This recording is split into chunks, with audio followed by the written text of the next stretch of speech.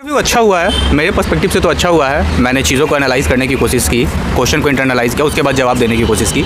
तो मेरा बोर्ड जो था वो मनोज सोनी सर का बोर्ड था। तो मुझे लगता है कि मोस्ट ऑफ द क्वेश्चन के मैंने रीजनेबली सही आंसर दिया है। अब बाकी तो मार्क्स आने के बाद पता चलेगा। ये मेरा 4th अटेम्प्ट है और 2nd इंटरव्यू है। देखो, आप यूपीएससी की प्रिपरेशन को देखोगे तो एक ये सेल्फ इंप्रूविंग जर्नी है। आपको इंट्रोस्पेक्शन में जाना पड़ेगा जिस स्टेज पे भी आप फेल हो रहे हो। मेरे साथ ऐसा हुआ कि मैंने फॉर एग्जाम्पल 2nd अटेम्प्ट में इंटरव्यू दिया और फिर अगला जो अटेम्प्ट था 3rd attempt, I was not able to qualify for the prelims examination. तो आपको यूपीएससी हम्बल बनाता है। फिर मैं बेसिक पे गया, जो चीज़ें मैंने मिस्टेक की थी, फॉर एग्जाम्पल स्टैटिक में मेरी इकोनॉमी गलत हो गई थी उस साल, मैंने उसको इंप्रूव करने का कोशिश किया, करंट अफेयर को और तगड़ा करने का कोशिश किया।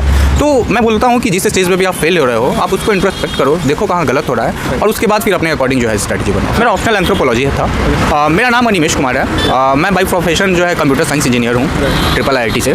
उसके बाद अभी करंटली मैं एम्प्लॉयड हूँ as a block development officer in the Sitamarhi district civil services से। बिहार बीपीएससी जो कंडक्ट कराता है, तो 64th जो बीपीएससी था उसके थ्रू मैं सेलेक्ट हुआ था, चयन हुई थी मेरी, और नवंबर 2021 से मैं कार्यरत हूँ सर। टाइम मैनेजमेंट की जहाँ तक बात है तो 2 चीज़ की कंस्ट्रेंट होती है मुझे लगता है। पहला तो एक इफिशियंसी आपकी जो हो जाती है वो, क्योंकि जब आप जॉब के बाद आते हो 10 to 5 इतनी हेक्टिक होती है, पब्लिक डीलिंग से लेकर सब होती है ब्लॉक लेवल पे, तो वो एनर्जी को कंजर्व रखना। और दूसरा जो टाइम कंस्ट्रेंट होता है, तो इसके लिए मैंने क्या किया कि जो सुबह के आवर होते थे तो I used to wake as early as possible. हालांकि 5 साढ़े 5 बज जाता था, बट वहाँ से लेकर के मैं 9 बजे तक खींचने का कोशिश करता था सुबह में।